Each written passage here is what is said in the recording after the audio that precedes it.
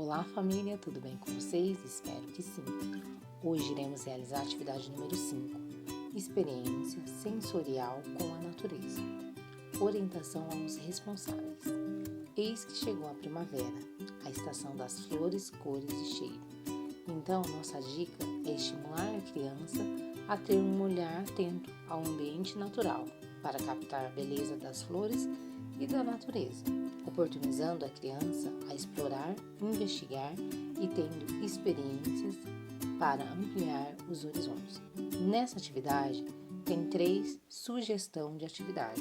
Escolhe uma dessas para realizar com a criança e, em seguida, responde o registro. Vocês conseguiram realizar as atividades sugeridas? Conte como foi. Seu filho ou filha gostou de fazer a colheita dos materiais da natureza? E soube identificá-los? Boa atividade!